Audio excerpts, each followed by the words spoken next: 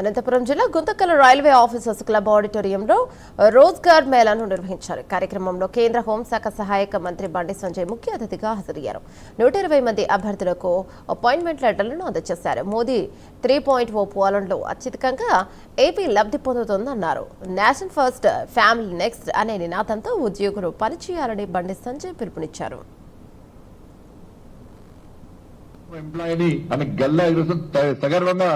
తలెత్తి తిరిగేటువంటి పరిస్థితుల మంచి రోజులు మీకు వచ్చింది వాళ్ళు. కాబట్టి రాబోయే రోజుల్లో కూడా ఇట్లా గౌరవంగా బతకండి, ఇక్కడ అవమానాలకు గురికాకండి, అవినీతికి పాల్పడకండి, నిజాయితీగా నిబద్ధతతోని ఒక కమిట్మెంట్ తోని నరేంద్ర మోడీ గారు మీకు ఉద్యోగాలు ఇచ్చినో దాన్ని ప్రతిసారి మీరు మనసులో నెమరు వేసుకోండి.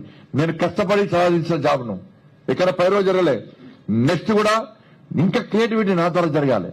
ఈ దేశానికి ఏదో ఒకటి చేయాలి. ఈ దేశం నాకు జాబ్ ఇచ్చింది, ఉద్యోగం ఇప్పించింది.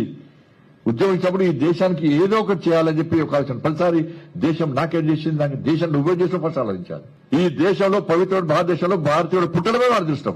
సనాతన ధర్మం, మన కల్చర్, మన సంస్కృతి సంప్రదాయం తీసి ప్రపంచ దేశాలు ఆదర్శంగా తీసుకుంటున్నాయి. వాళ్ళ ప్రపంచంలో ప్రతి భారతీయుడు గల్లాగరేసుకుని నేను ఇండియన్ అని చెప్పుకునే స్థాయికి వచ్చిందంటే మనం గుర్తుంచుకోవాల్సిన అవసరం. ఈ దేశం పట్ల ప్రపంచంలో ఏ విధంగా మర్యాద వస్తుంది, ఏ విధంగా గొప్పతనయాల ప్రపంచం గుర్తించింది ఒకసారి అర్థం చేసుకోవాల్సిన అవసరం ఉంది. కానీ ఇటువంటి పరిస్థితిలో ఉద్యోగాలు సాధించిన మీరందరూ కూడా ఇంకా 10 మందికి ఉద్యోగాలు ఇచ్చే స్థాయికి రావాలి. మీరు ఇంకా క్రియేటివిటీ అనేది జరగాలి. ఏం చేస్తే మనం 10 మందికి సహాయపడగలుగుతాం, ఏం చేస్తే నిజాయితీగా బతకగలుగుతాం, ఏం చేస్తే ఈ దేశానికి పనిచేసిన వాళ్ళకి గుర్తింపు మనకు వస్తుందని చెప్పి ఒక ఆలోచన మీలో వచ్చినప్పుడే ఇవాళ నరేంద్ర మోడీ గారు ఏ ఆలోచనతో రోజుగారి మేర ద్వారా మీకు ఉద్యోగాలు కల్పించారో దానికి సార్థకత ఉంటున్న విషయాన్ని మనం గుర్తుంచుకోవాల్సిన అవసరం ఉంది. మీరు గల్లా ఎగరేసుకొని ఎస్